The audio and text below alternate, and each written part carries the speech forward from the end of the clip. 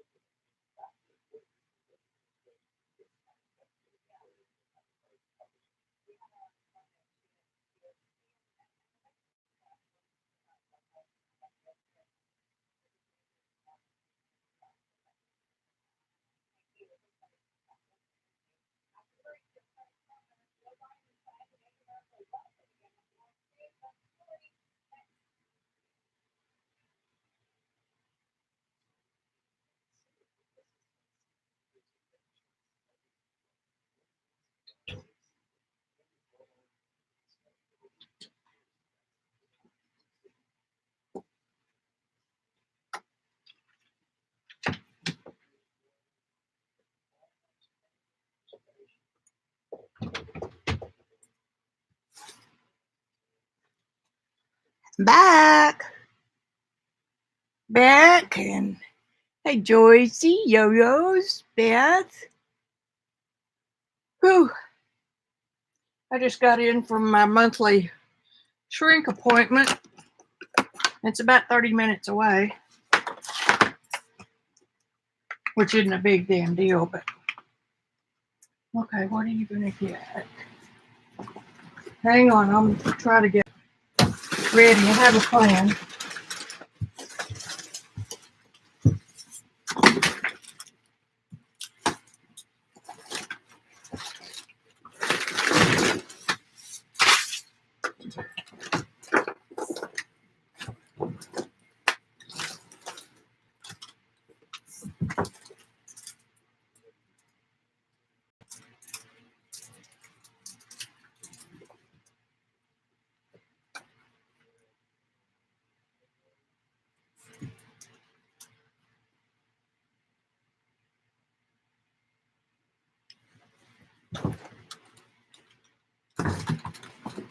Okay, I got some paper. Prep lunch.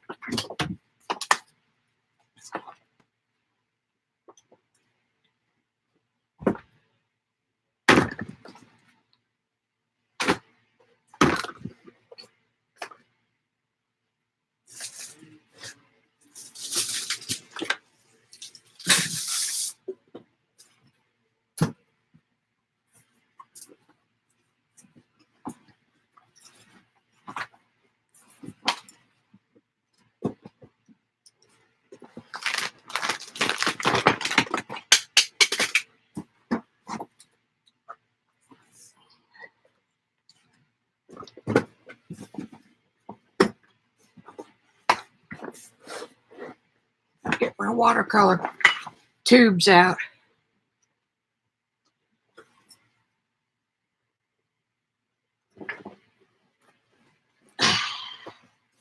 Okie dokie. Well, I made it with 10 minutes to spare and I'm ready. How about that?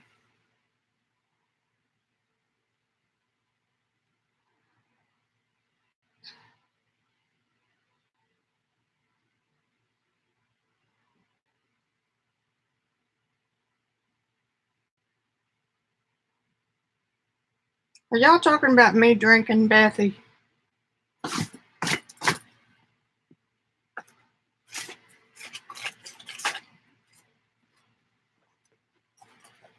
Move the mixed media bin.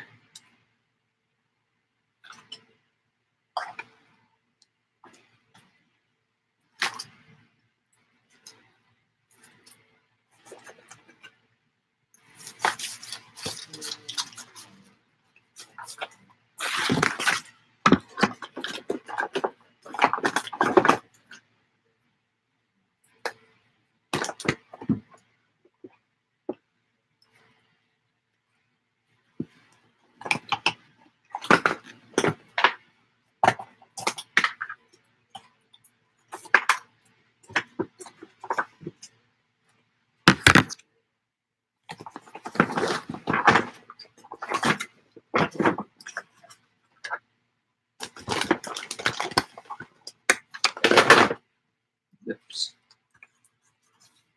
Oopsie.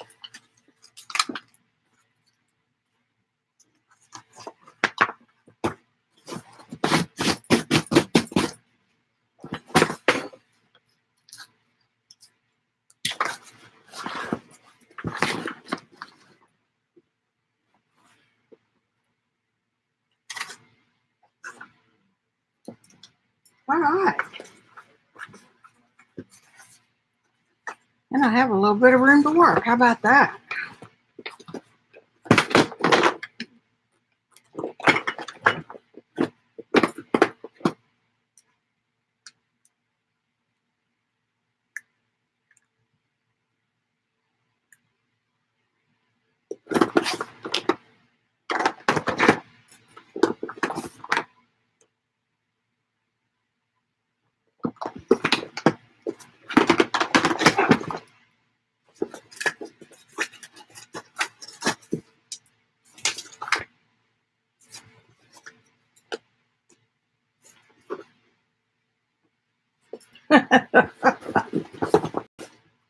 You never know what you're going to find.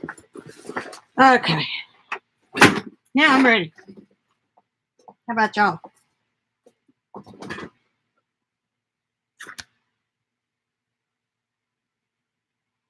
Hi, Carol.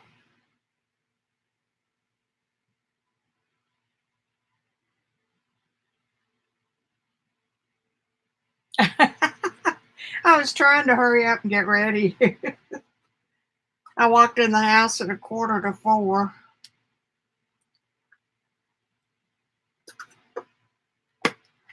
Look at this poor little sea sponge. I found it in the bottom of my tackle box.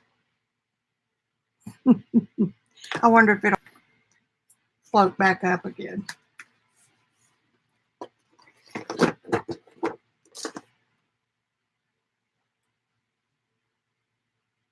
Well, I've got almost 4.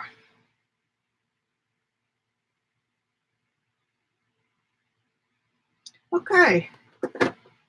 I guess we'll have people joining us as we go.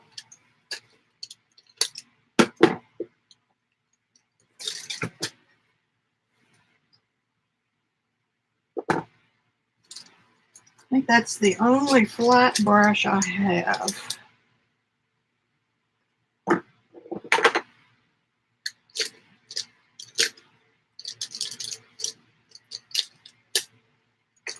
My first instructor in watercolor didn't use flats, so therefore Vicki doesn't use flats. I worked on the baby book yesterday, and I'm getting about to the stage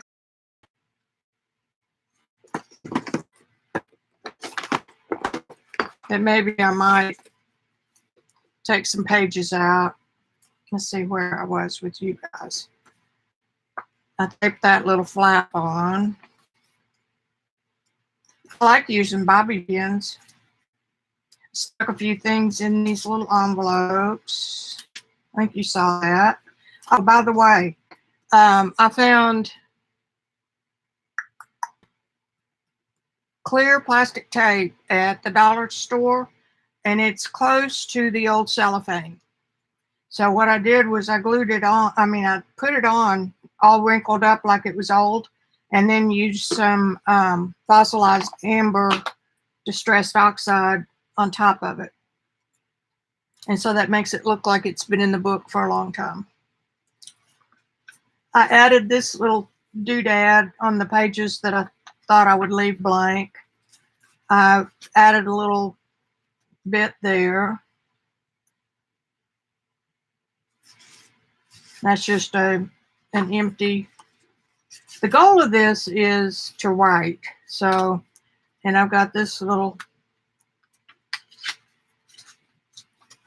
thing. It was on that downloadable that I got. It would be cooler maybe if I printed another one and put it through that spray technique to make it glassine. I don't know. I did this. And man, have I got a cutter Thank you, Shannon Green. See, it pays to have friends in high places. This is the Fiskars. Olfa. Olfa. And you set your distance here that you want your diameter of your circle or circumference, whatever it is going around. This is half of it. And here's your sticky point. You put that in the middle and you just use that and roll around it. And it's got a rotary blade. And it's really, really good. Not as good as a circle cutter, perhaps, but easy to use. If you happen to get one, I put a piece of tape over. There's a little brass switch thing back and forth. And every time I try to figure out how to use it again, I push that, and that's how you change the blade. So I put tape over it so I won't. This is how you push this black thing back and forth to release the blade and to protect it.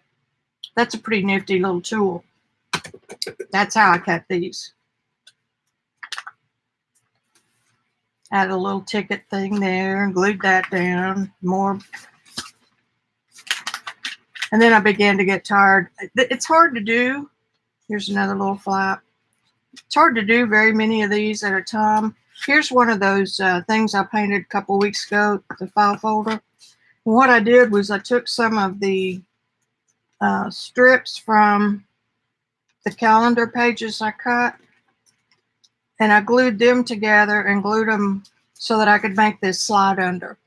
It was too wide to do a tape flipper here. And that's as far as I got yesterday. I got tired. So anyway, I may take a few pages out now and give them to her separate, and she can do them.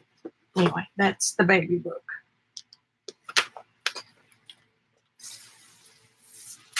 And more papers fall off in the floor.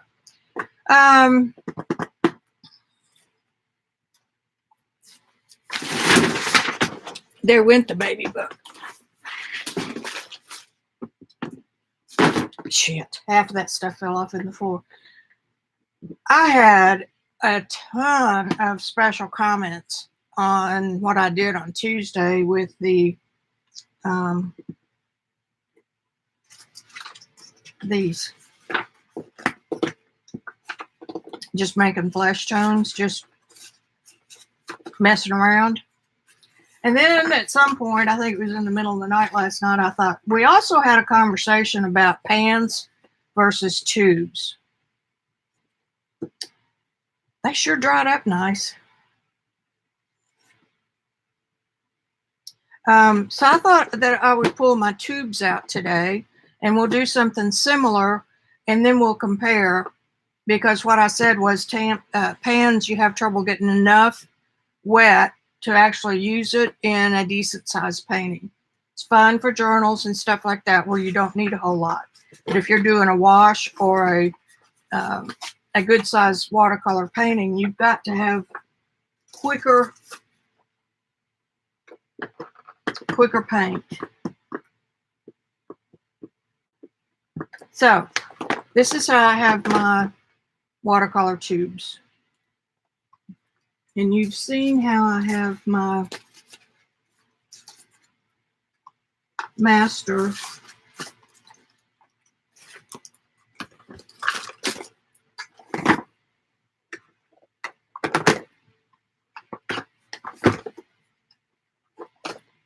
each tube has a pan from the tube. Because it's after a certain point, it gets to be ridiculous to keep up with tubes. There's a video on this whole process. Each one has the MG, would be M-gram, and the name. And then this is where it belongs. I3. That doesn't sound right. It's I1. That's what it says. I1. And spot 3, that's what that is. So it's row 1, no, It's the 10 number first, I1, and then it's the row and position number here, or just the position. So I just counted them across. And so that helps put them back. So how I use this is, if I'm starting a new painting, I might come here and choose my blue from this, and then I take this out and put it in a different tin, an empty tin, so that those become the ones I'm using. And then when it's time to put them back, it's real easy to keep up with, because y'all know me. If it takes too long, I'll pile them up.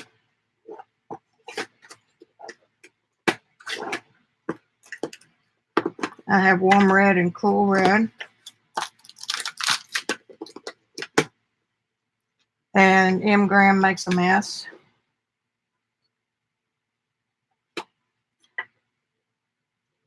So once I fill these up, and this is another thing I started doing, was if I bought a tin of pans from like Schminke or somebody like that, I will go ahead and paint those in so that I can compare them with everything else I've got.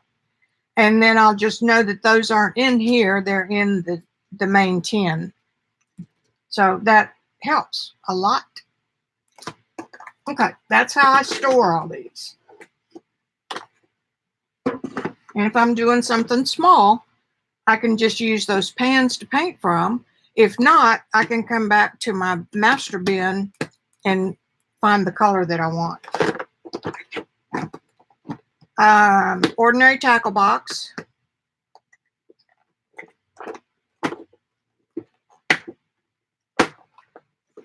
And I would prefer one that didn't have these things in it,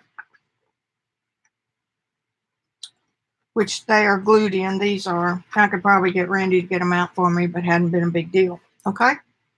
Okay. Hey, Jules.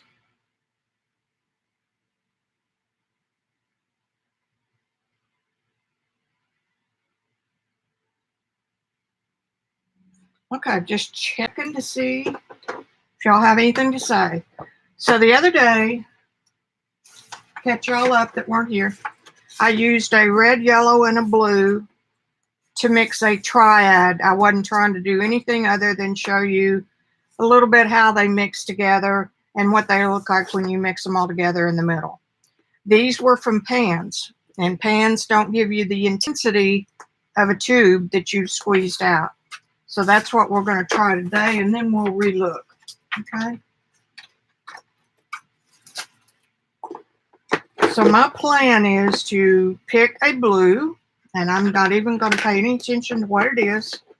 I've got, just so you know, this is American Journey Cobalt Blue, and American Journey is made by I'll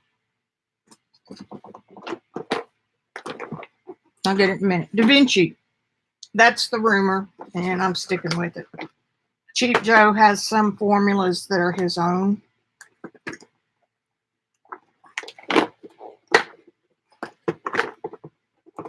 And I need a yellow. Let's just pick a yellow.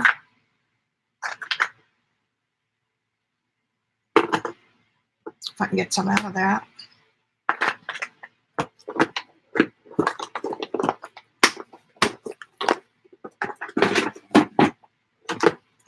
And I need a red.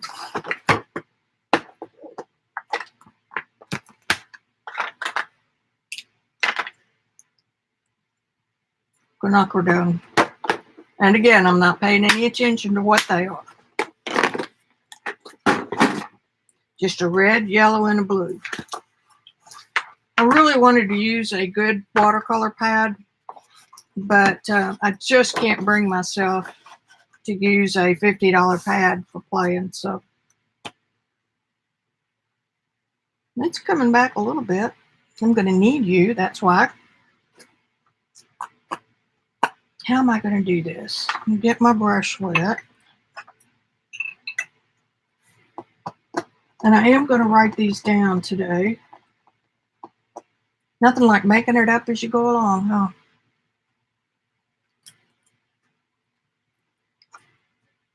So we're going to do M. Graham. Quinn Red.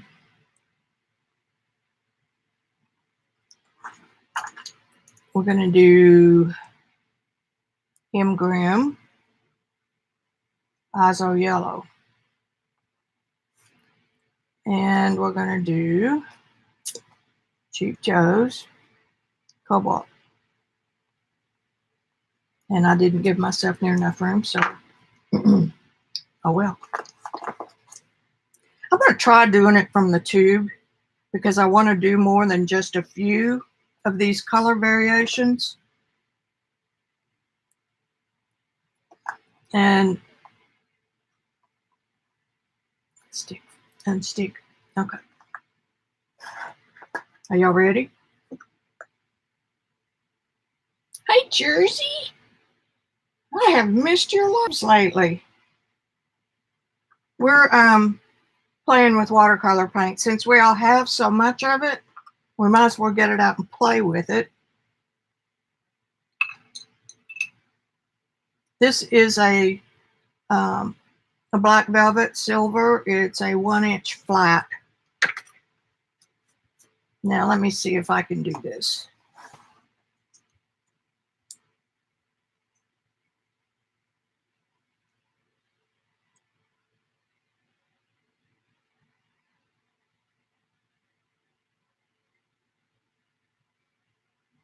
That's going to be my only problem. Okay, so that's not such a good idea.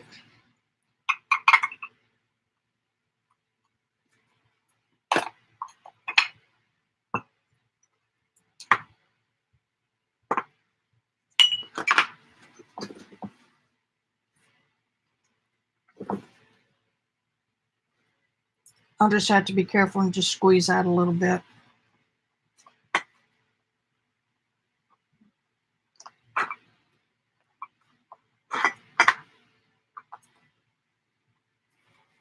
I'm going to move that where y'all can see it.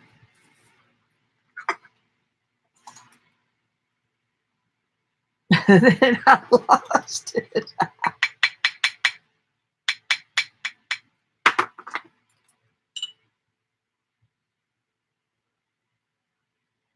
Need a little bit of a mix up. And there's that red. Okay, well, we'll work with it.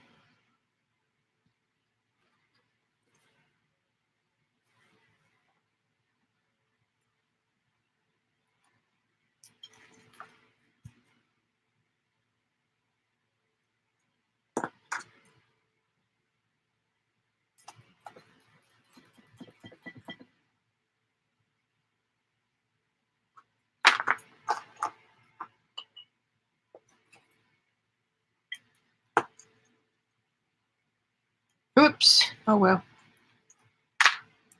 This is going to be, well, I'll be damned.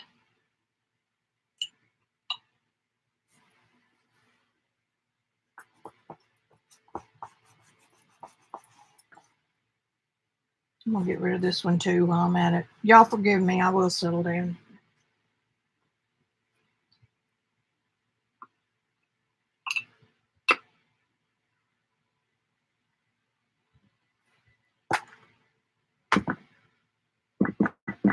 Okay, take a deep breath. Everything's all right.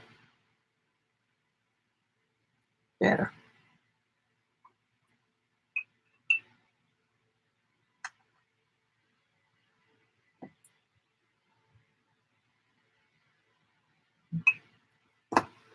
Got to get out of the dirty water. And this one. Now.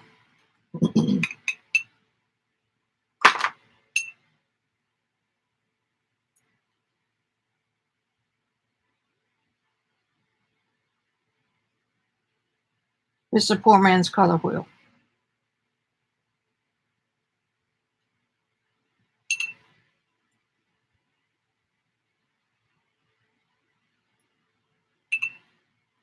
This will show us a little more what the colors look like in the color wheel shape.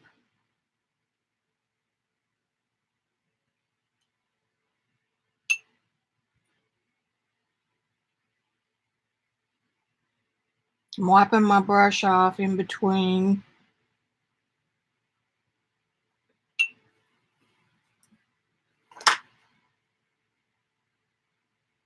If my yellow had been clean,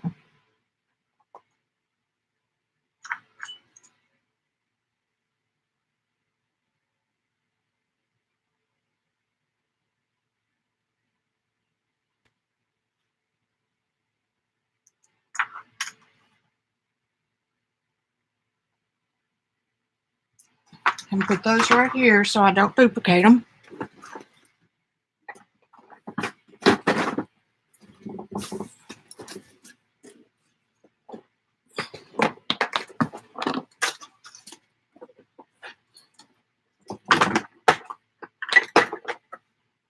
Pick another red.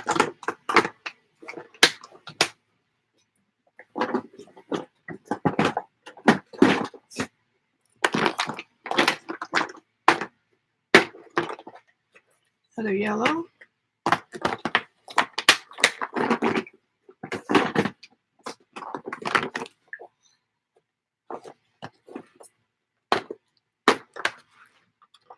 Another blue.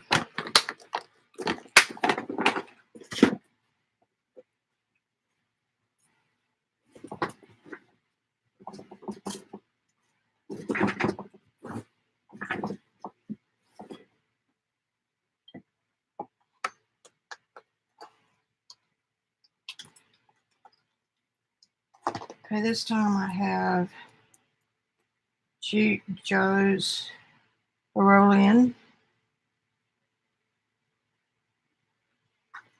I have M. Graham and phthalo blue.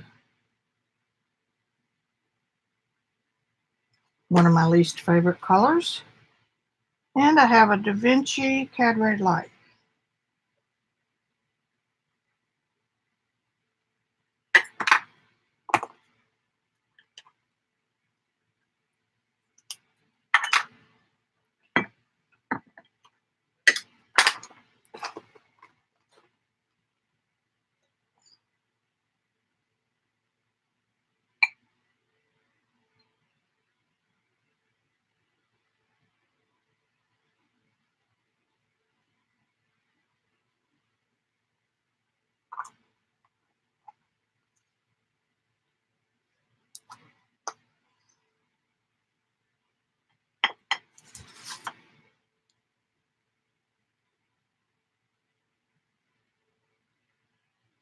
Wish I had an assistant. Pick out the colors, just hand them to me, and then put the lids back on. That'd be fun. Cad Red Light.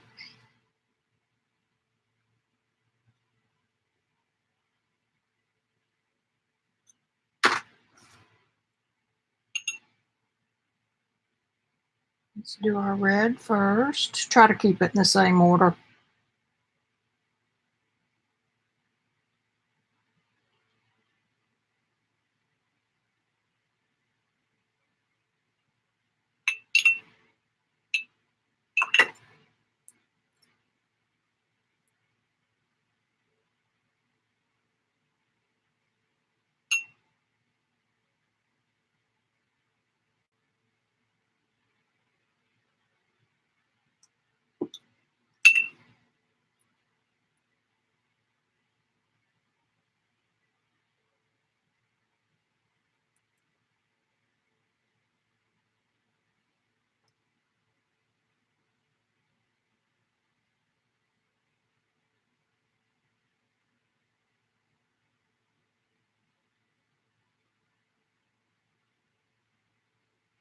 I'll put it over there. I'm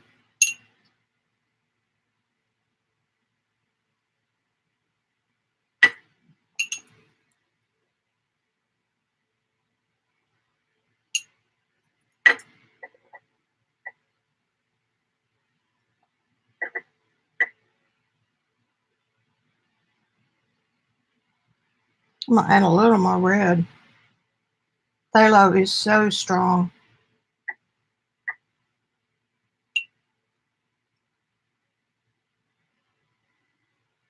But it does have its uses in making mixes.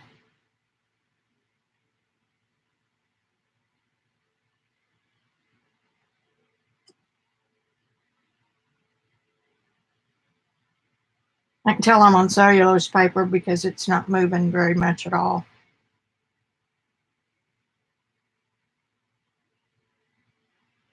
Okay, leave it alone. Alone.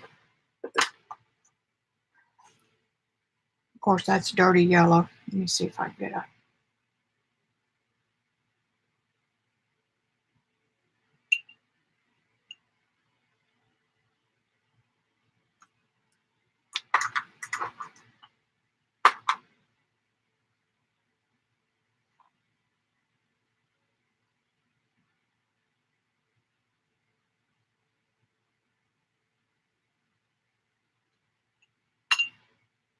So, what this tells you is this and this, how they look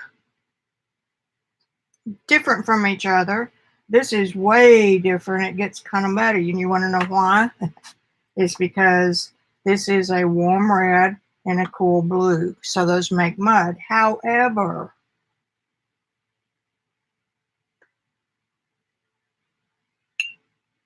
I'm going to use that in cobalt.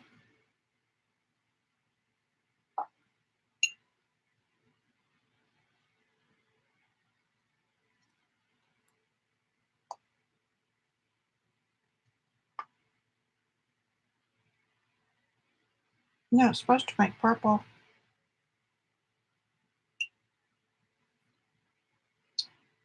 Let's do this red and this blue.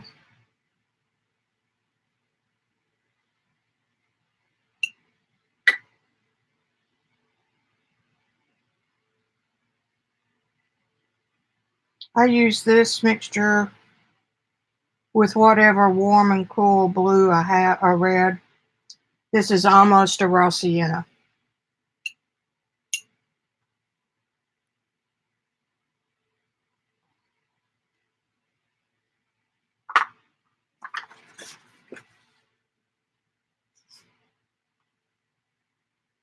Get it where you can kind of see. The only difference is we changed the blue. I picked up the cobalt blue from before, and this is the phthalo blue, same red. So that's what you do when you're mixing. You kind of learn to, some of the color combinations I learned by accident. A whole bunch of them I forget. Let's do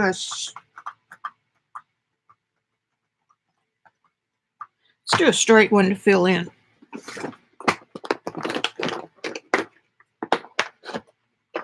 And blue.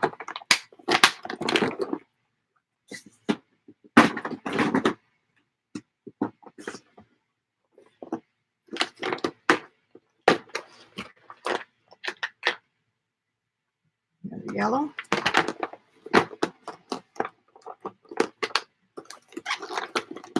I'm going to be on chat in just a minute.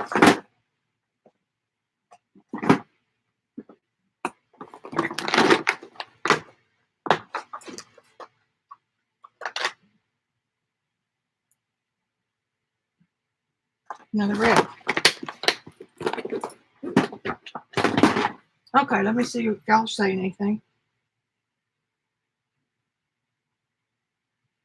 Yeah, they are. That makes me mad.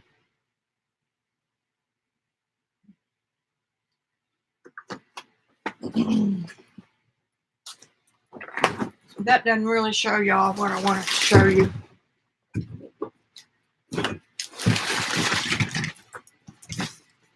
Hang on, I'm back in my closet.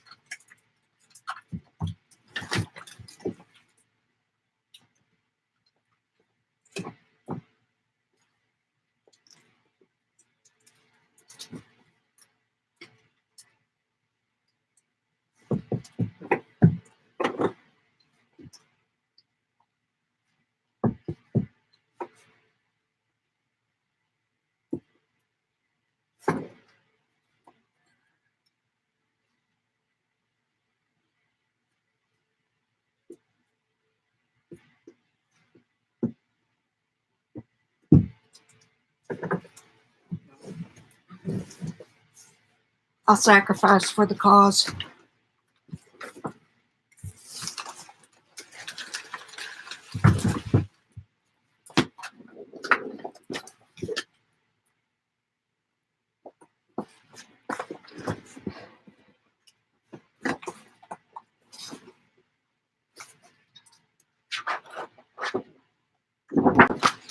It has been used before. We'll do the same colors so that we can see.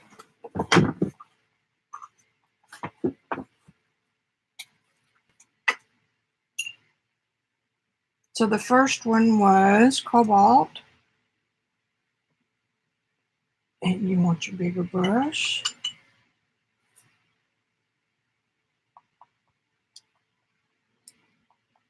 Tube paint, you have to squeeze out and reconstitute it just a little. We did it over here.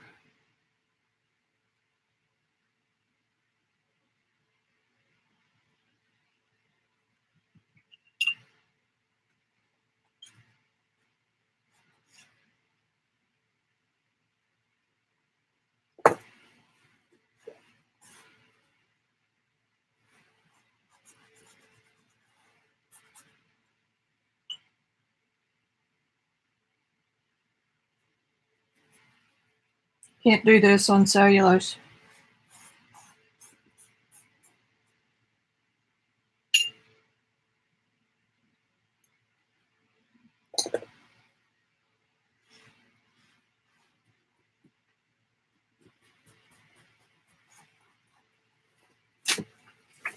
And the first yellow was this one. Oh.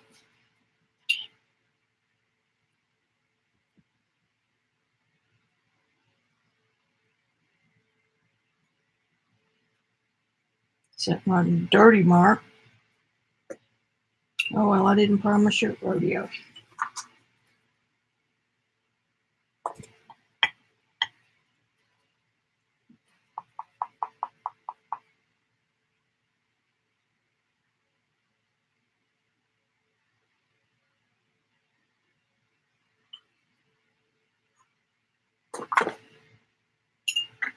May have to go get some clean water.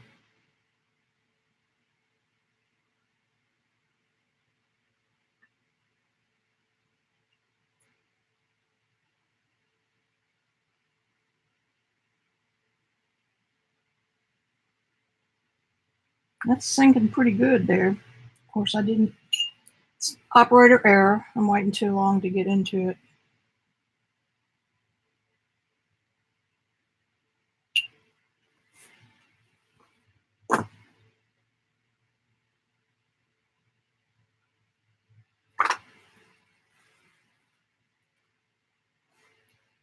Y'all hang loose. I'm gonna go get some clean water. I'll be right back.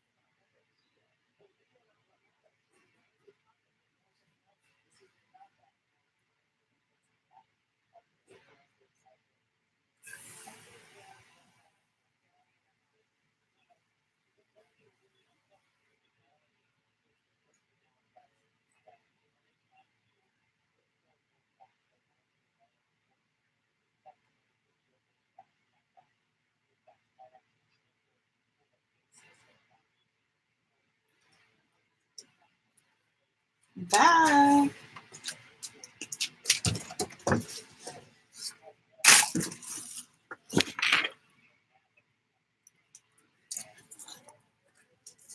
You're not supposed to be in here.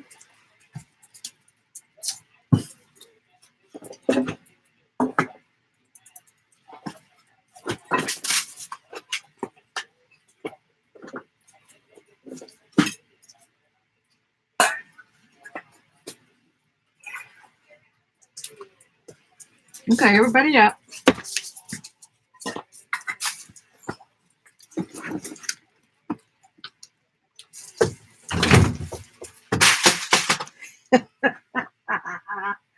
Okay. I got some big water.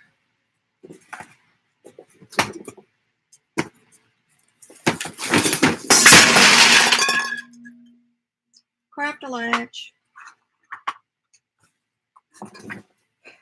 I've got to slow down now. This is.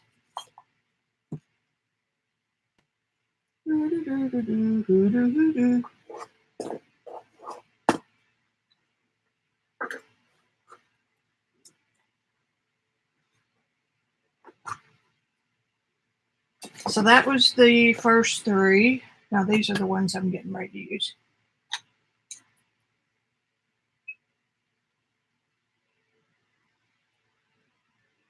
Our second red. I know I can hear y'all laughing.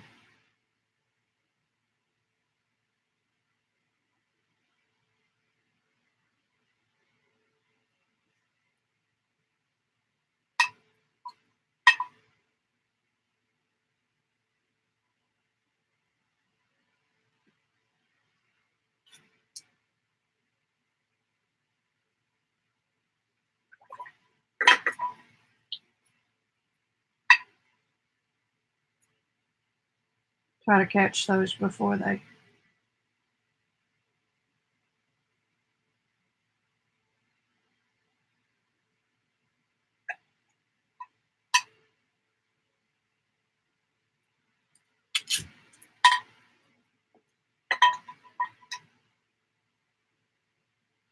Back to our phthalo, and then we're caught up.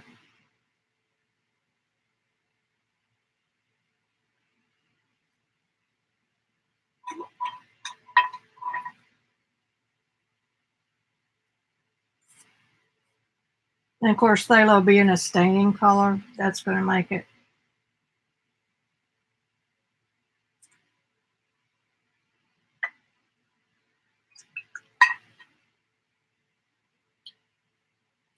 All right, now let's do.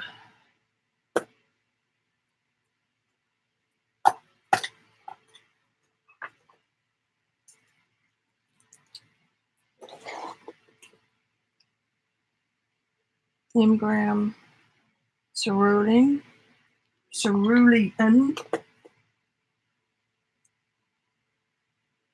Winsor Newton permanent alizarin. There's a difference between alizarin and permanent alizarin, by the way. And I got Da Vinci Cad Yellow Deep.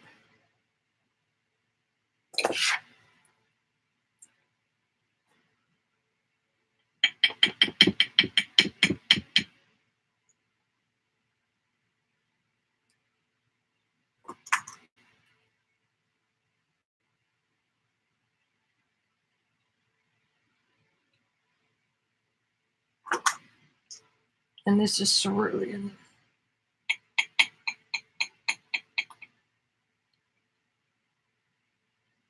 which had a lot of binder coming out. Okie doke.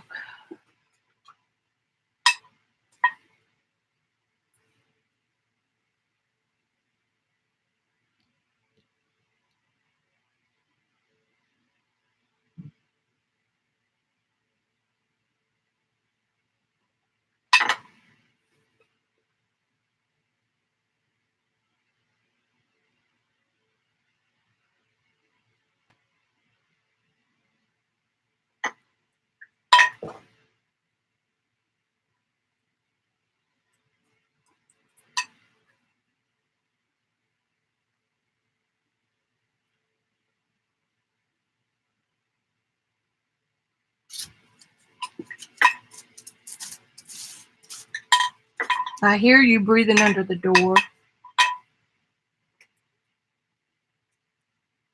No, it wasn't Randy.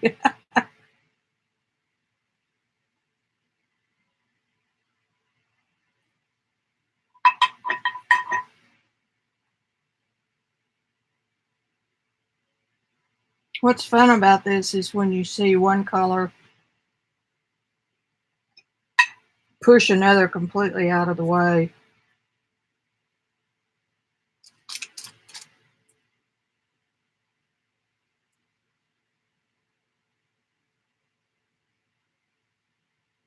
This is just really a bigger version than what we did the other day, or Tuesday.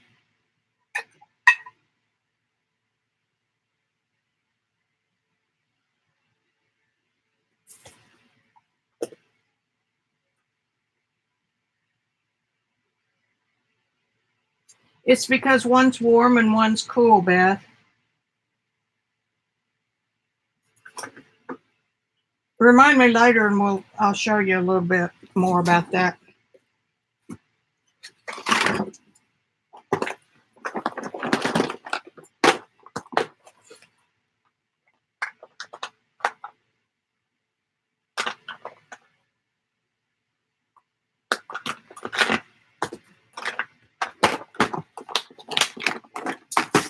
Since my Distress Oxide container fell off on the floor, I can use it now to put these on.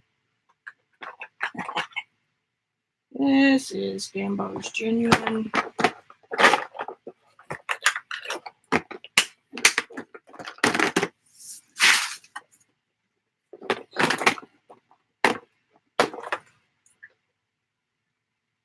Moon Glow.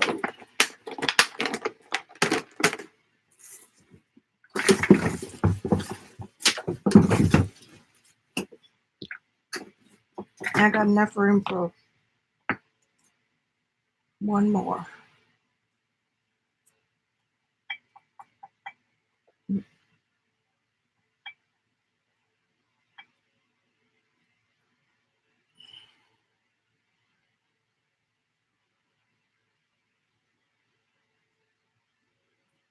Gamboge. Better write this down. Gamboge, and that is Winter Maiden. Then I have Opera by Holbein. And I have Moon Glow by Daniel Smith.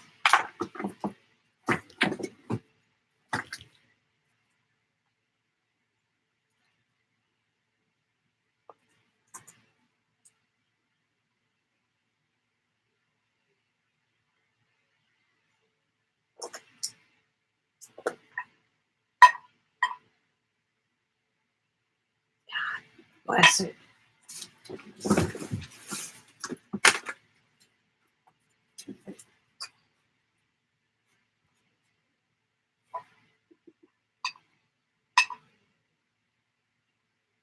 New water. I'm going to wet the circle first. Because I'm like Gail, I like to see movement.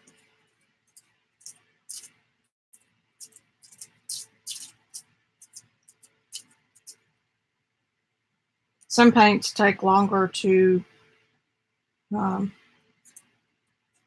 reconstitute.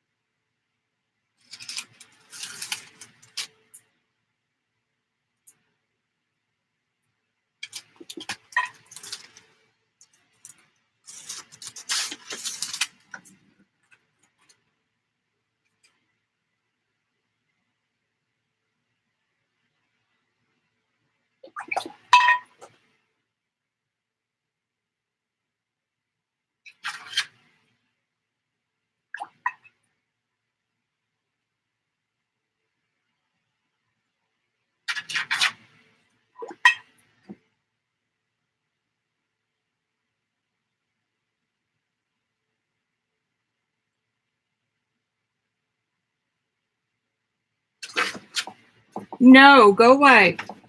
I love you, but go away.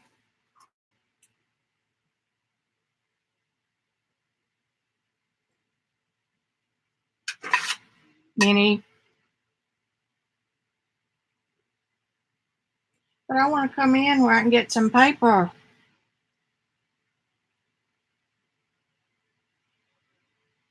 Quit fiddle farting. Let them dry on their own.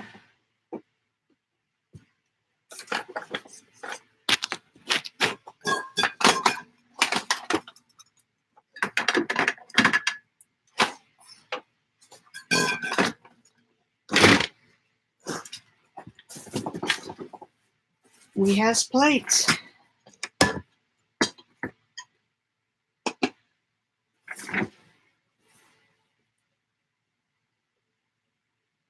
Okay, now best question was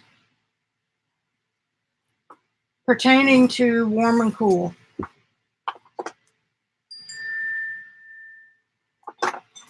I work with, in all of my art, I work with a cool yellow and a warm yellow. And that means this cool yellow tends more to green, and this warm yellow tends more to orange. And then I use a cool red, which in this case is permanent alizarin crimson, and a warm red, which is cad yellow, cad red light. This tends toward purple or blue, and this tends toward yellow and orange. Okay, to do the same with blues. Cobalt's kind of a cool.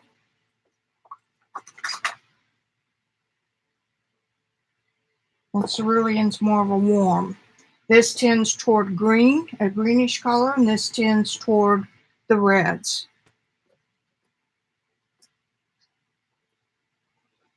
Now that is a sample palette. I'll have 6 colors. I do that with my oil. I do it with my watercolor. I think I've got a chart back here.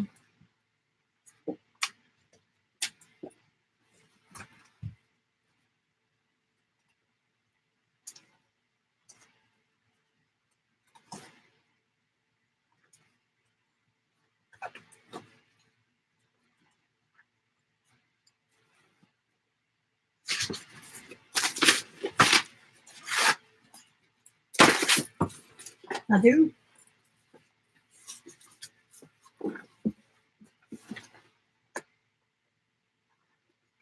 So you can see on this color chart where this is cool because it tends toward, now I need a color wheel. It never ends.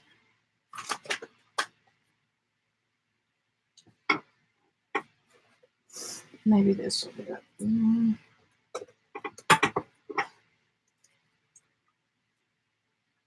That's better.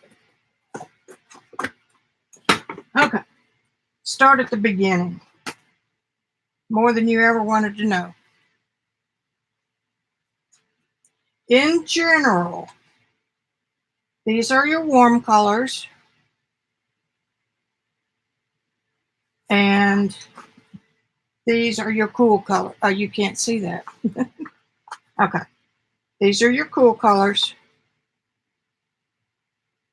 That half of the color wheel. And these are the warm colors, the exact other half. This. Okay. Now, some people sometimes purple goes with the warms, and sometimes yellow green goes with the warms. Okay. Or here you would have purple goes into the cools, or this goes into the cools. So those two colors kind of float. Okay. Any comment on that? Bye, Joycey. Hey, Peg.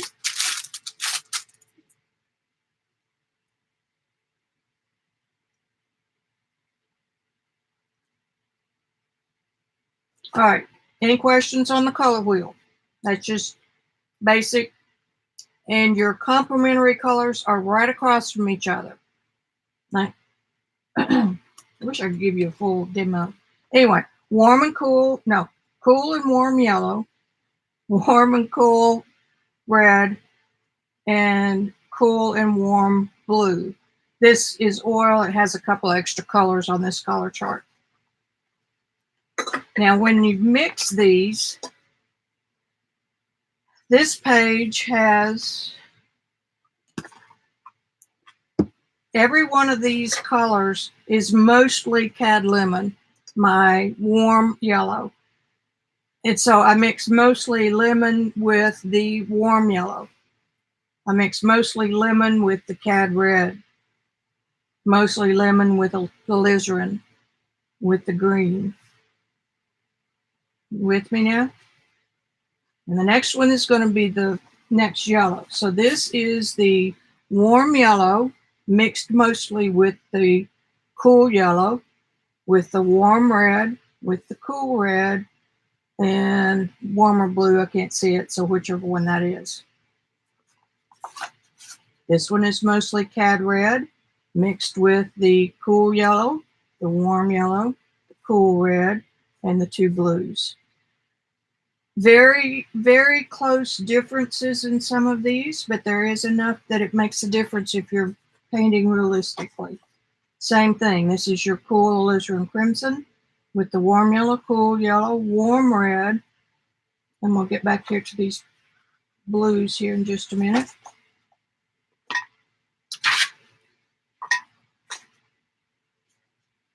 We're not going to see one. Let's go back to the cad red.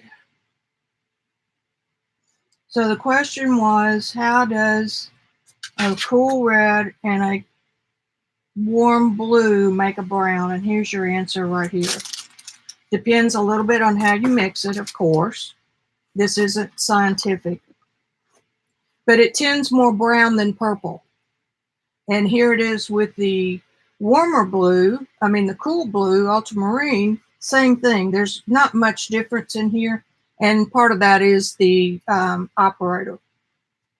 So here's your warm red. Now let's go over here to the cool. Here's the cool red, mostly cool red. And this is the warm blue. And this is the cool blue. So it's the cad red that throws it more to brown. Does that answer your question, Miss Beth?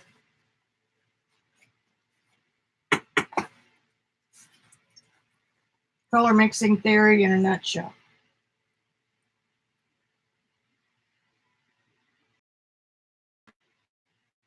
Okay, that answers Bethy's question. See, I was going to do a roll in.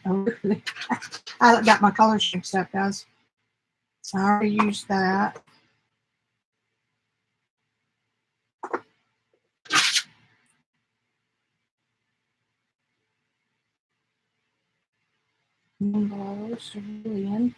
What did I do?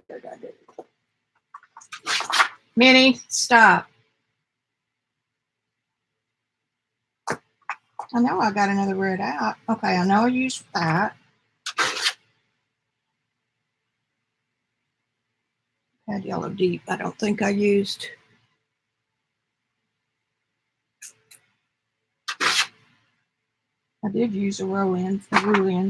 So this one goes, and the red would be cad red light, quin red, and then the blue would be, oh wait, I think it's it. Just a minute, please. Cobalt, phthalo, moonglow,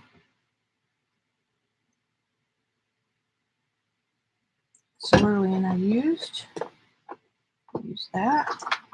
Did I interrupt myself before I got to this phthalo? I guess I did. I need to pull blue.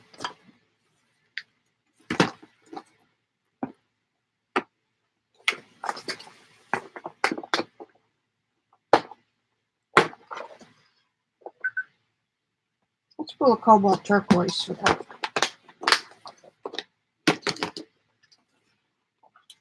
Now I'm going to do a straight demo of this instead of a circle. So we've got for our yellow, Cad Yellow Deep. This is by Da Vinci. We've got Cad Red Light by Da Vinci. And we've got Daniel Smith, Cobalt Turquoise.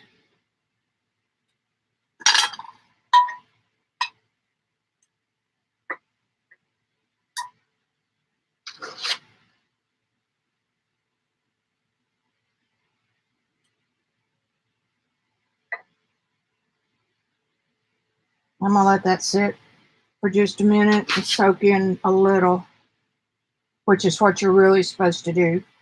I jumped the gun.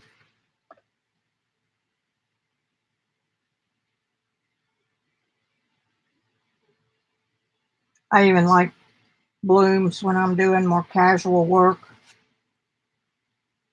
Okay, there's a sheen on the paper.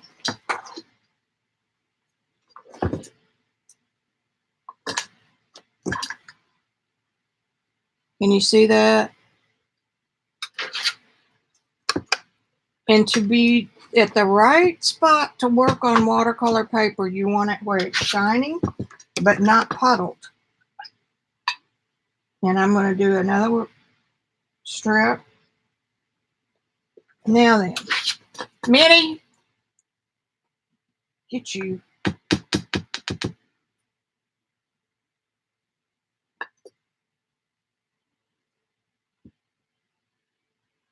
Start with yellow.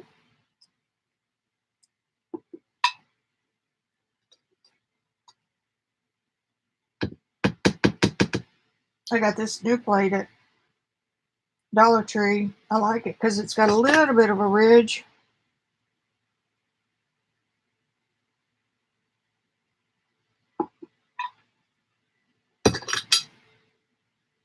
Oops, more water.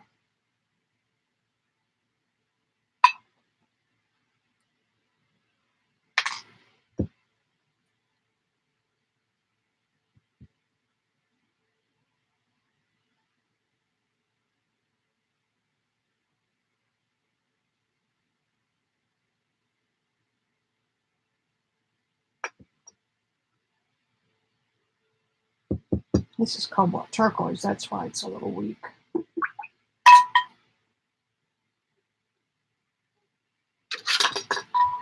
And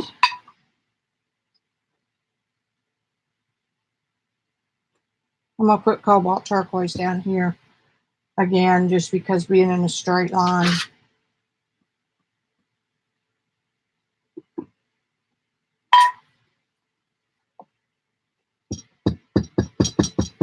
See, in a circle, you get both ends matching another one. But if you're doing a straight line, you need to add one of these colors at the top and the bottom so that yellow can show next to the pink or the red and the... Man, that was sure, a Cad Red Light was sure light.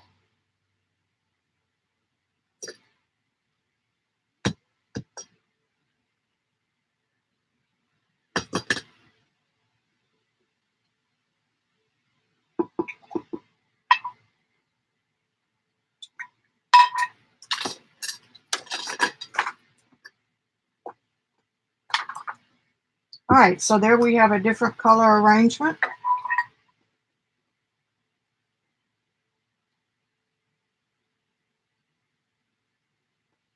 Or different color selection. I should be leaving this alone. Here you can see a difference in the greens. This is more of a sunny, limey green. This is more of a grassy green. This is more of a dirty green. And that's because of the colors that mix up Moon Glow. It's a trifecta. It's got 3 different colors in it. And it's done on purpose because when Moon Glow separates,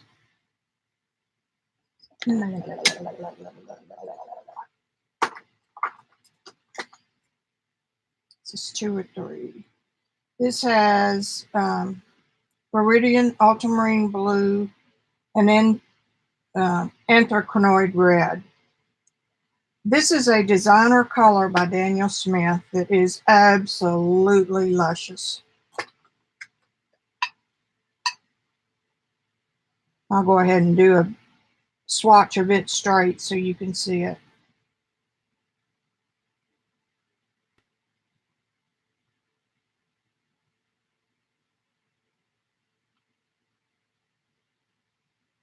Now, what happens if you're on good paper is that the ultramarine and the viridian, some of those pigment particles that are microscopic are deeper than the other one. So the one heavier. So the one that's heavier will sink into the valleys of this paper, cold pressed paper, before the green. Okay? And then you throw in the red, and it has a different pattern of soaking into the paper than the other two. So you get some interesting color dynamic going on that you cannot duplicate. There have been people who've tried to duplicate this formula and they don't even come close. It has to do with, see, a color mixer at a company like Da Vinci or Winsor Newton, Ingram, any of the big ones. They're color chemists. They're trained for this. They know how to change the grinding of a pigment to make it drop into the paper sooner or earlier. The difference between gouache and watercolor is so simple. The gouache pigments that go into their tube are mixed. They're bigger. They're ground bigger than the same color in watercolor, which the bigger the pigment granule, the more opaque it is because the light can't go through it. Where watercolor has a teensy grain, which makes it smaller, and water can pass between those grains easier. There's your chemistry lesson.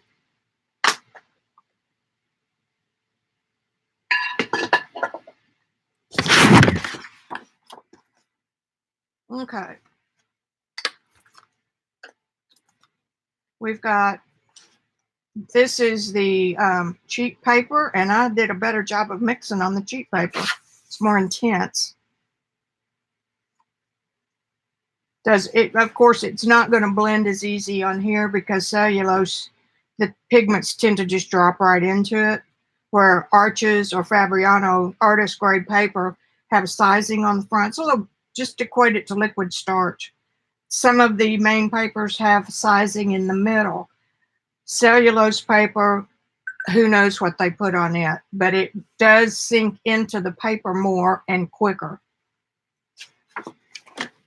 And again, I'm like, here, see, my whole premise was, oh, well, tube paint.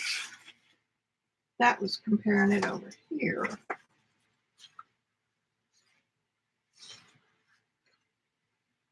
These are pans.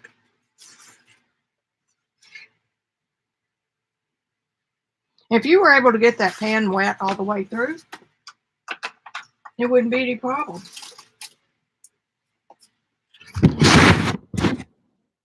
Okay, let's take this off. I'll write those names later.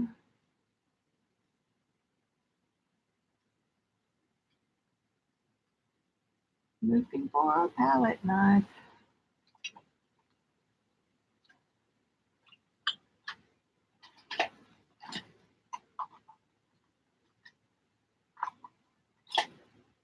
You can quit looking, I found it.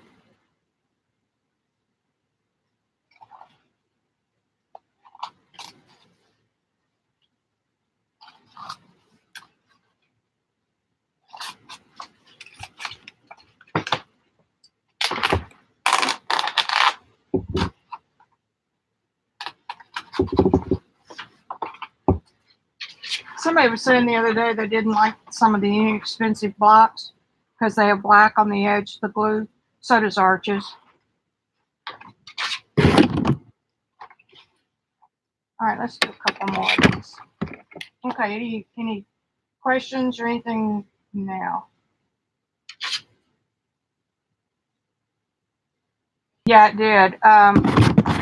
Moon Glow's not, it can be a good mixer if you know how this color and this pigment are going to react with the three pigments that are in here. And the way I know they're going to react is because I have my color chart. Except for, I don't have Moon Glow, of course. That's a watercolor. I don't know if they've got,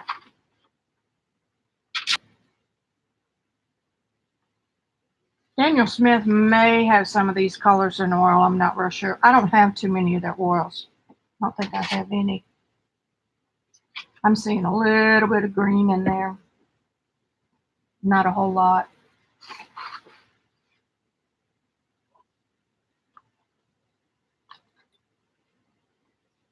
I get all this information. A lot of it I get from Handprint. That was my very first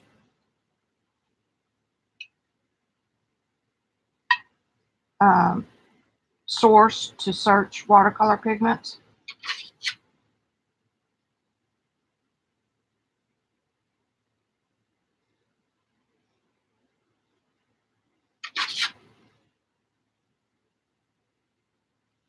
Let me go beat the hell out of this puppy. Joking, joking, joking.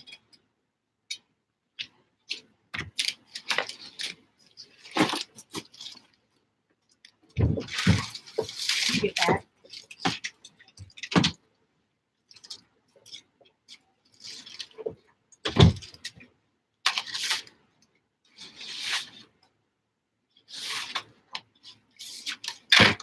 I was walking back in the door, found these. They're just sitting there in my watercolor bin.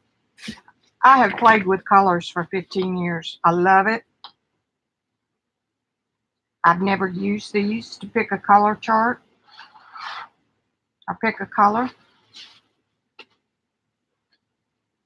People practice. Okay, now I put a big old sloppier thing of Moon Glow. You remember Tuesday I was telling you why I like these plates so much? Look at this color right here.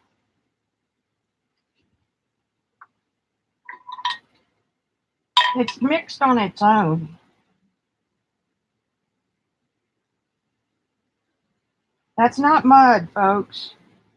That is a gorgeous neutral.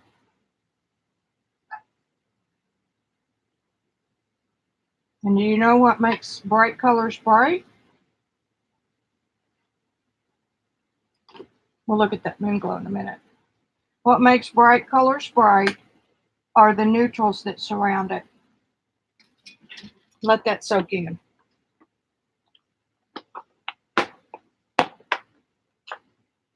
Pressing.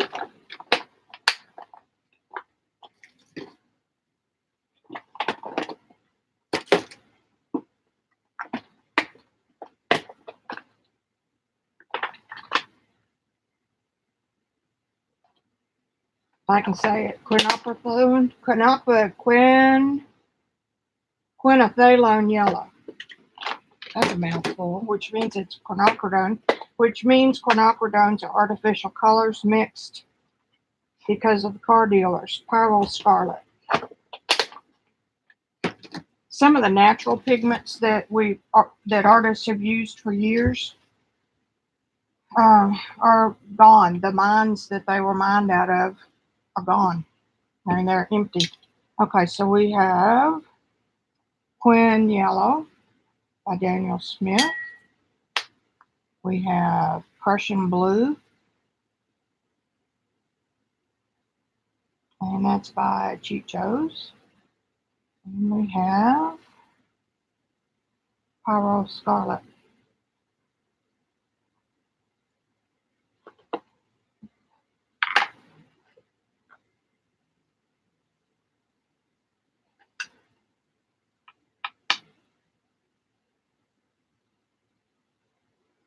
Now what I'll do with these colors on these plates, I think, is do a smack and dragon.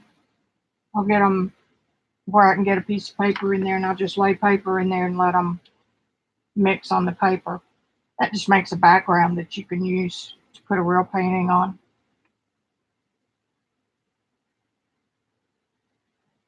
Anyway, handprint.com is fabulous. It's got so much information. See that big opening in the Cheap Joe's? Makes it so much easier for the lids to go on.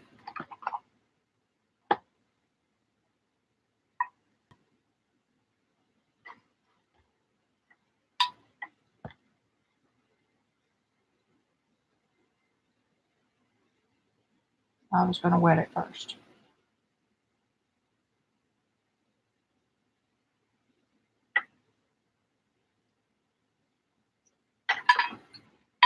Gail, you're not keeping me from stupid.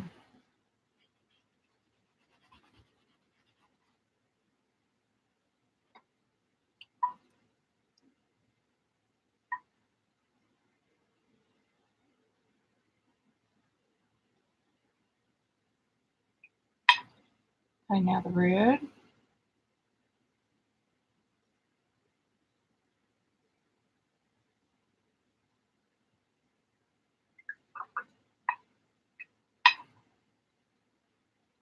And the blue.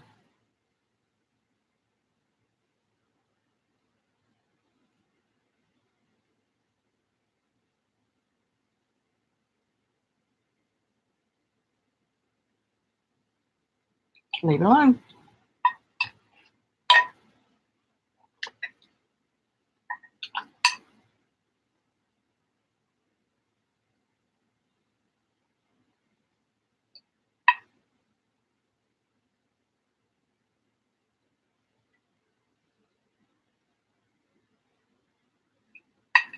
This also,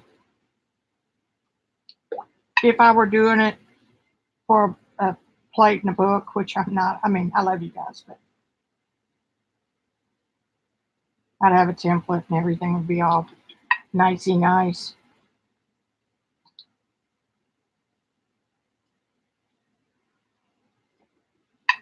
Forgot where I was going with that. You would be able to see these colors move together on their own.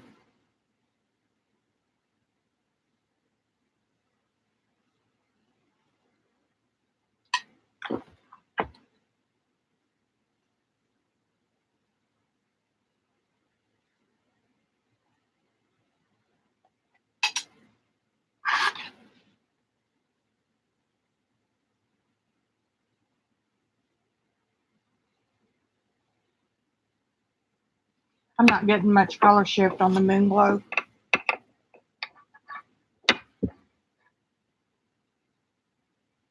It is granulating like it's supposed to. I know something I did with Moon Glow that proves that point.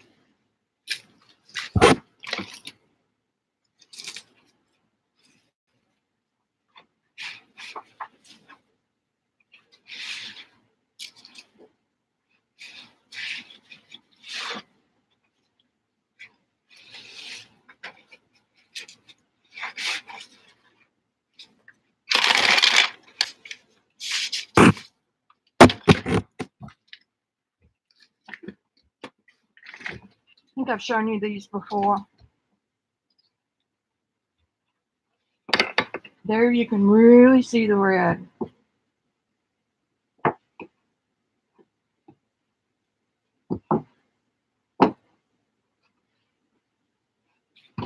And over here you can really see the red. Dropping out of that mixture at different rates. And I don't see any green. And the green may be mixing with the red to make it smokier.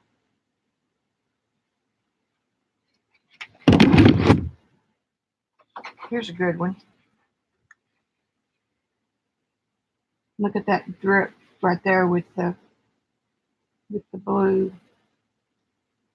I put this on with an airbrush. Here's some good red dropping out. Daniel Smith is just, they're awesome chemists. Here's a nice little drop out.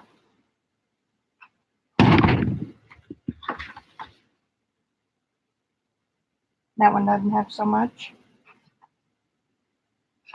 Maybe it does in those thinner areas. Hang on. Hang on, Snoopy. Some of those lighter areas may show it more. Nope. Nope, nope, nope. Okay. There's those. And this woman has that strange face, but we're not going to talk about that right now. You can definitely see the red and the ultramarine separated.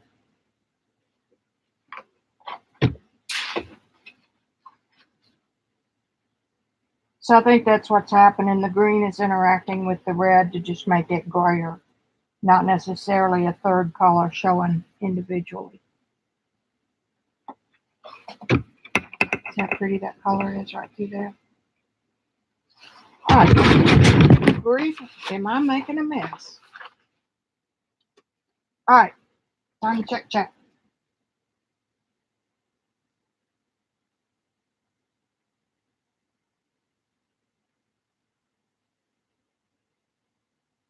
Which blue? The one I just did is Prussian.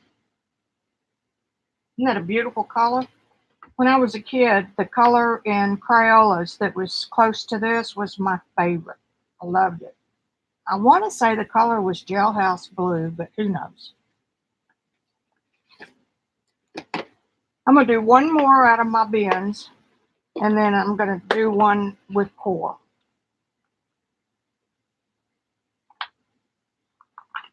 Let me find us a good red. Twin Violet.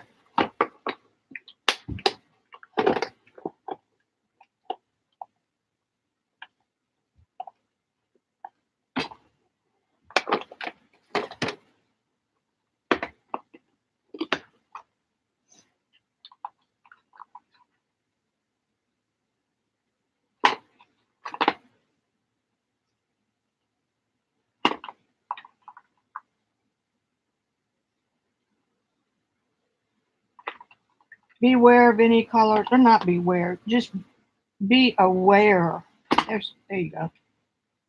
So that you know, be knowledgeable. I'm going to use that. This is permanent yellow lemon. That anytime a tube of paint says hue, H-U-E, it's a fake pigment, which is fine.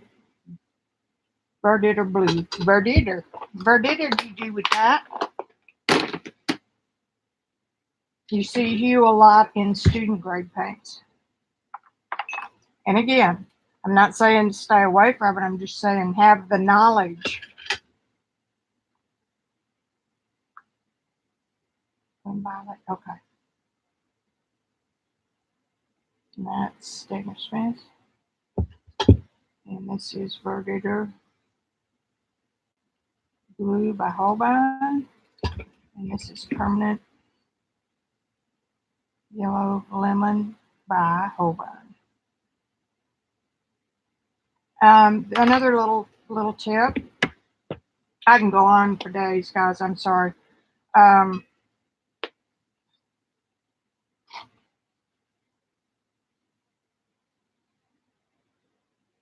On the back of your tube of paint, and it's in itty bitty mouse type right here. That's about a 4-point type. Pigment. Pigment PB is blue. I mean, that's easy, right? 28 is a chemical number. PY. Oh, PW, that's a W. PW is pigment white. Chemical is 6. So this has white in it, which is going to make it opaque. It's okay, but just know what you're doing. I love some of those Holbeins with white in them. And they're cool until you try to mix them, and then that's where you get into a little bit of trouble. Now look at this. Look at this, mixing all by itself. That's what I just love. I know, I'm weird.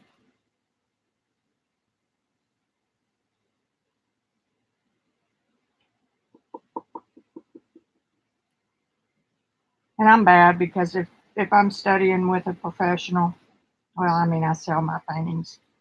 I mean, big name professional. And they say that their go-to color is black. Vicki will have it. Like Tom Lynch's favorite color pops. Okay, now we're going to clean the brush real good. Thank you, Gail. We're going to wet the circle. And we're going to wait just a minute for that to soak in just right. I've studied with people before who will not touch their paper before they paint on it. If you want to get that paper wet, you take a sponge and squeeze it over the top of the paper. I mean, there's all kinds of theories out there. Okay, let me see what y'all are doing.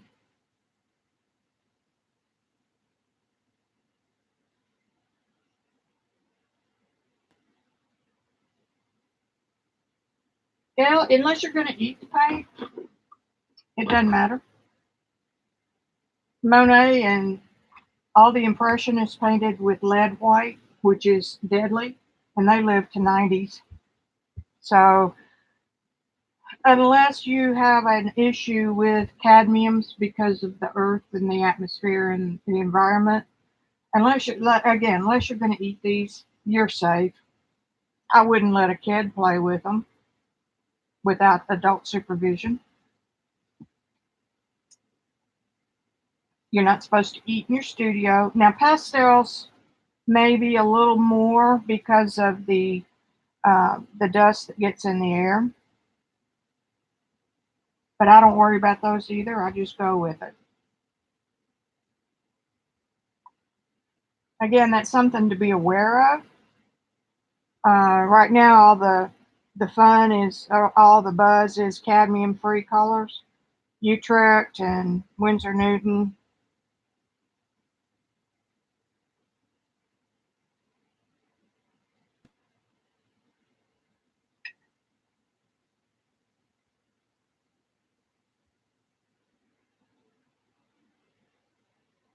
Woo, look at that one run.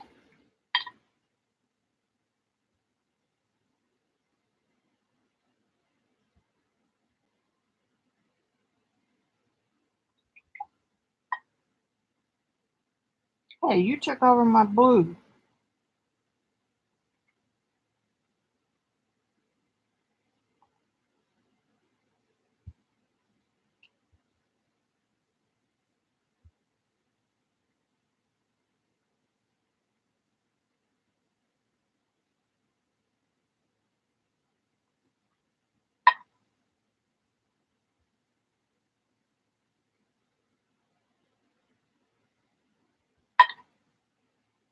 Man, that violet took over. It's even doing it on my plate.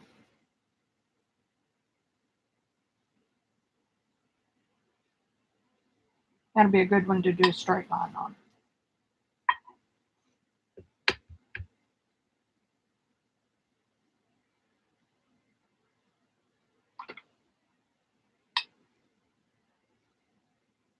When I started painting, I was just thirsty for information. And I studied that handprint. I printed every page on the pigment section, put it in plastic binders. And one of my mentors at that point said, "Why are you doing that? Just use it. Figure it out by using it." I went, "But I can't. I want to know why."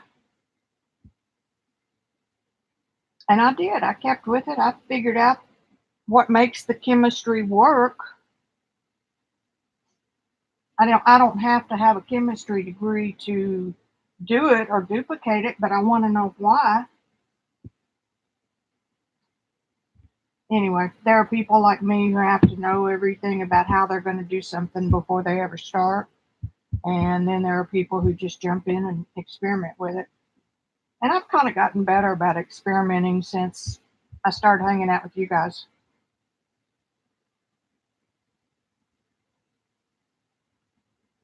Once the glisten goes off of the paper, you better be out of it. because that's when you get, put my yellow in. I'm going to put my blue in first.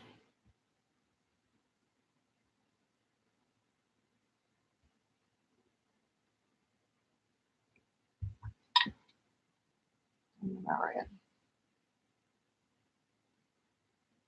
Look at it go.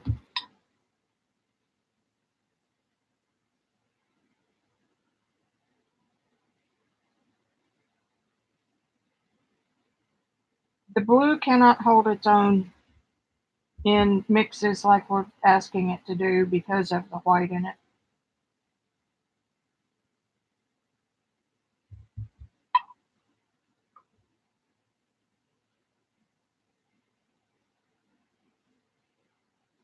I'm gonna leave it alone.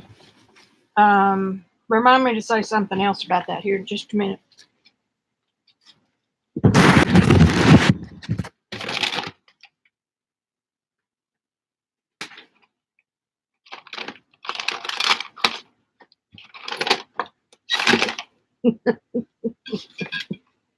And crap, the lunch got me.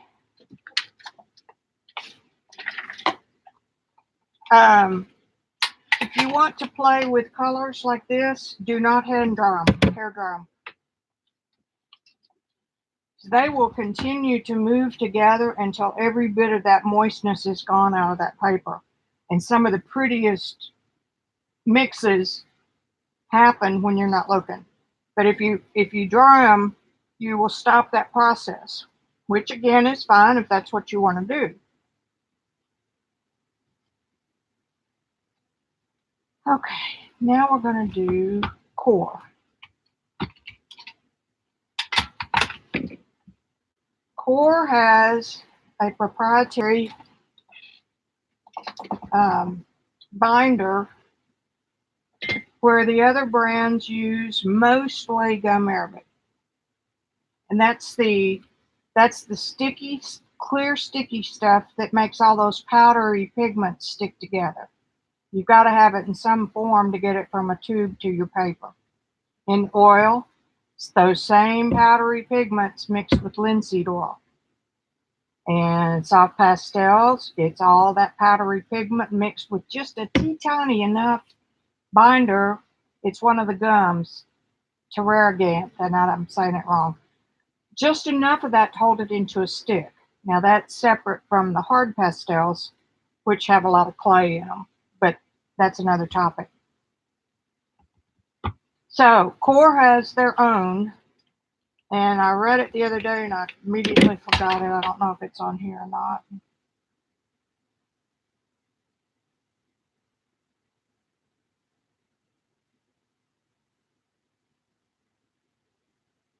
Aquazol. And this is a brand designed by Golden, which is premier brand in acrylics. So because of that binder, sometimes these colors will move just like this violet did, just explodes into the water. It just explodes.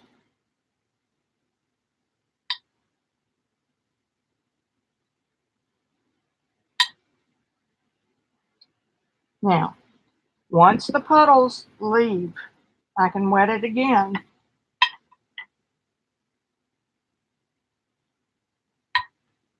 But when the puddle, when you're ready, when the puddles are gone and this is glistening very, very wet, but it's not going to run. Right now, if I hold it up, this water will run. That's the optimum point to paint in watercolor. When it goes to more of a dull surface, that's when you stop until it dries completely. Okay, so we have Core, Cadmium Yellow, Primrose. I have no idea what Primrose is. PY35, which is common.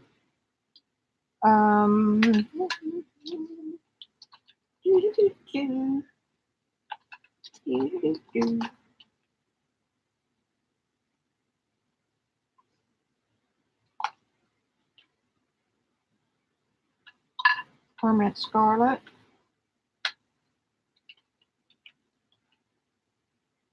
Oh, I don't want Phthalo again.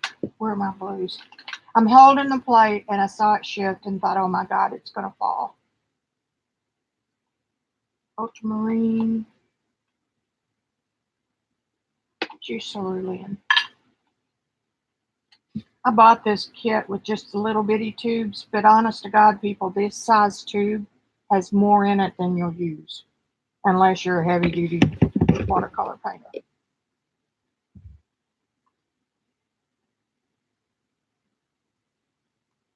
Keeping an eye on my paper.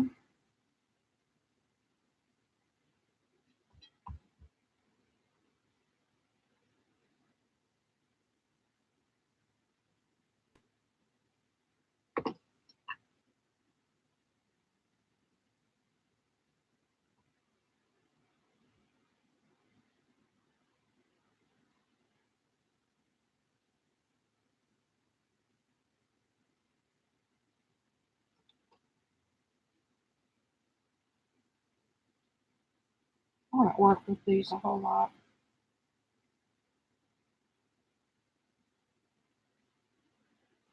Did I tell you I sold another watercolor painting? That $3.50 came in handy.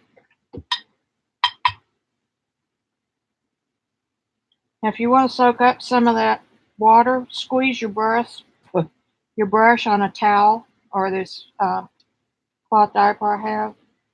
And because the brush is drier than the paper, it'll suck that extra right on up. Okay, here we go. And we're going to see what it does.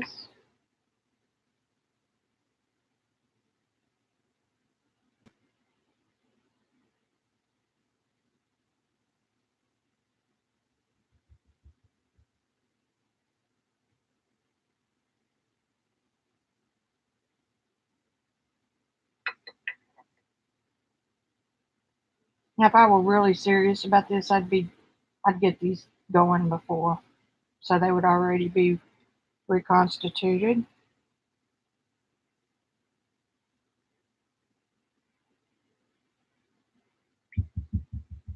Look at that red.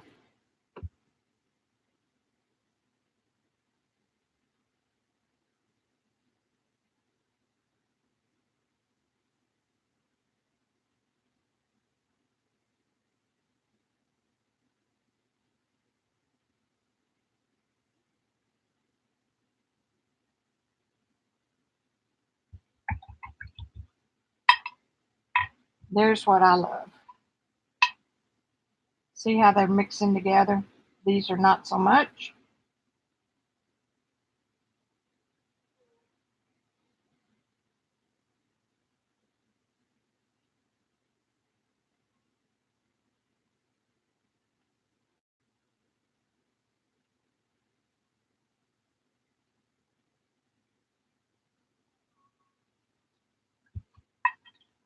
Now, what we've got, and I have to communicate. No, I'm kidding. This, if you get these in between colors mixed big enough, you've got your three primaries, which are the red, yellow, and blue. Those are called primaries because you cannot mix a spectrum red or spectrum yellow, cannot be mixed with any other two pigments. So the buck stops here.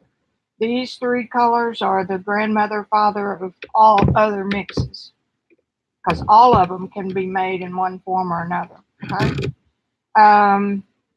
that's what they tell me. Anyway, in between yellow and red is orange. Yellow and blue is green. Blue and red, depending on the blue or red you pick, is either kind of a dirty brown or a real pretty purple.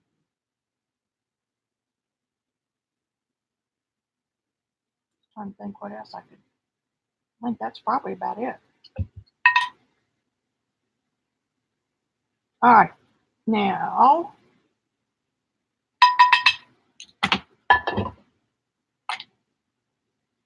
our pizza. Let's look at this other page first. These are good and dry.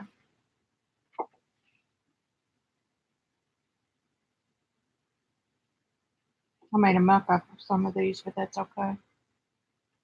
See here, you're getting a real pretty purplish color with permanent alizarin crimson, which is the cool red, and cerulean, which is supposed to be warm, but it sure makes it's making a pretty purple. We're not getting much over here with that. We're definitely not. This would be a brownish color, which is no, this is cobalt turquoise. This we didn't write. That was the one on the Strathmore. This little streak of granulation here is caused because I didn't have it mixed up good enough. Look at that pretty green.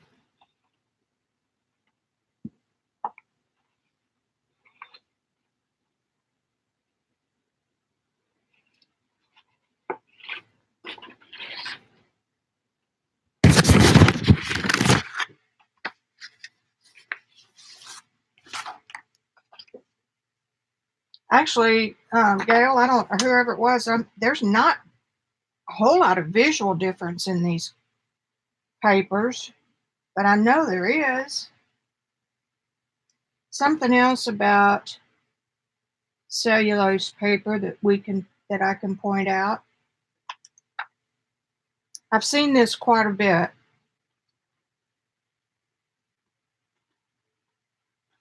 See right here where that blue and red makes a hard outline?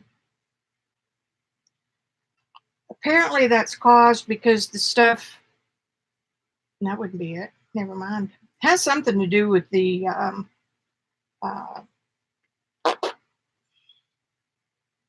starch. The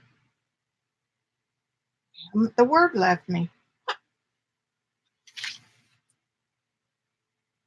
See right here? It's the way it travels to the outer edge of the water.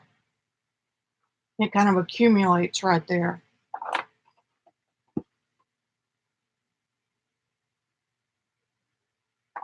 You can see a dark line right here. And then let's look at this. You're not seeing a dark outline per se. You're just seeing the color. You are a little bit right there. But that's what somebody said was the difference. Is that you get this, well, I'm getting it there. That's arches. Anyway, I'm just telling you things I hear, and sometimes I know they're true, and sometimes I don't. So it's always a caveat.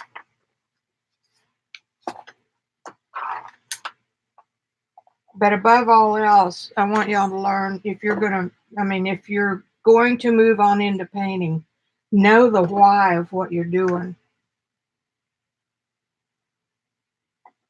Color theory works for any artist medium you pick up. It works for pastels, it works for oils and watercolors, and it works for acrylics too if you are using artist quality pigments with artist quality names like Cad Red Light or Quinacridone Violet. If it says Vicky's Violet, you don't know what's in it. And that's fine for craft purposes, because all you're going to do for craft purposes is, I like this color, I'm going to use it. You're not using it to make mixes, okay? But just know the difference.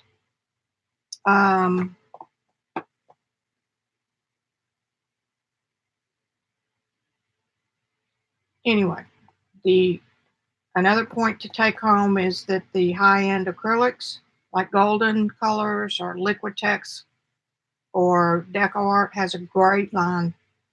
But you know what? When I'm painting in journals and stuff like that, I want to go straight to that bottle that has that color I'm lusting after. I want that apple green. I want that stormy sky.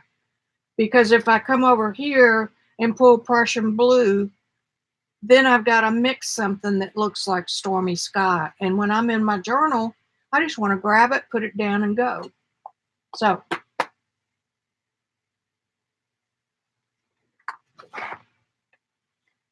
That's a little bit of information you probably didn't know you needed.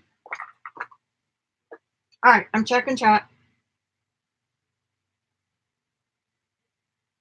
Ooh, meatloaf. What time is sizing? Thank you, Peg. Starch was the only thing that came to mind. Bye, Joycey. What time is dinner, Beck? Hey, Cassandra. You thought primrose was light pink.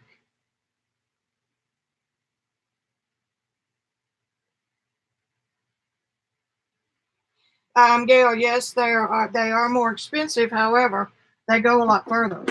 There's more pigment in them and less binder and less filler. Craft paints have a whole lot of binder and a dye-based color. So one of these tubes, if I was painting a lot, this would last forever because you just don't use as much of it. If you use a student grade watercolor in a tube and you're going to try to do this kind of stuff with it, you won't get good mixes because you don't know exactly what's in their less expensive pigment. They may be calling it lemon yellow, but it's a lower quality and it may have something else in it that isn't identifiable, or it may have a whole lot of filler like chalk or something like that. So you use that paint, A, it's not as strong, and B, it doesn't go as far, so you have to use more of it. So artist quality paints are more expensive on the front end. They last longer, they're better results, where cheaper paints, student grades, are cheaper on the front end, but you use more of it, so you got to buy more, and you're almost the same spot. And in my class, I teach my students that if you will use just 6 main colors with a couple of favorites, you can do any color you want when you mix. So, of course, then, I teach 6 colors in oil, 6 colors in white. And you can mix any color in the rainbow. And the other thing is, have you tried storing all those bottles of acrylic? They're everywhere. And then you got the problem of trying to find what you want. And I have both, so I'm not dissing anything. I used to be a snob that I wouldn't allow craft paint in my studio. But then I realized how much fun it is. And I like everything. I particularly love Prussian blue, though. And the interesting thing, it's infinity, is because if you take this blue with this red instead of that red, which completely disappeared with the, no, that is the red, with the yellow. If you take this yellow and that blue, you're going to get different colors than if you take this red and that yellow. So it's fun to explore. And you remember a couple of them that you really like and do it over and over. Did I get everybody's questions? Joycey, you're such a sweetheart. You keep up with me.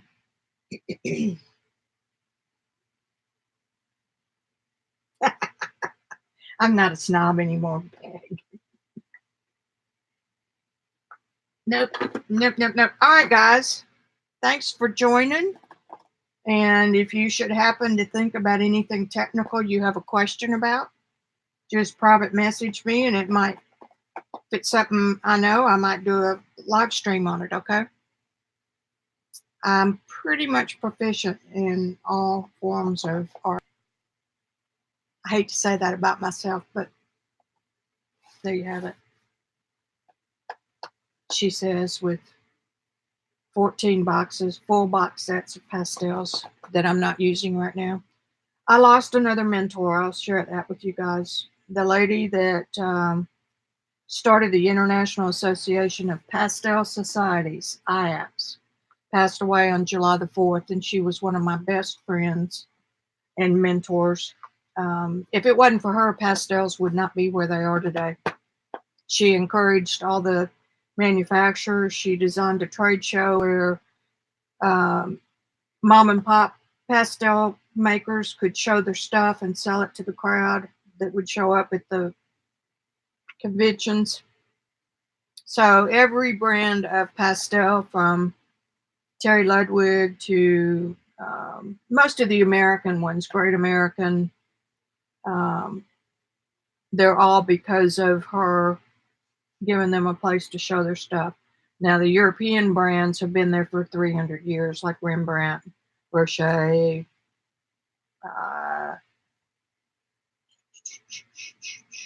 I'm missing one. I'm missing a bunch. I'll think about it the minute we get off. So anyway, I'm kind of blue for her, but that's the way it goes. All right, enough of that, and I will see you guys next time I see you. It sure is dark in here. I must have some stuff piled that is shading my workspace. All right, I'm gonna shut up now. Bye. Love you. Thanks for coming.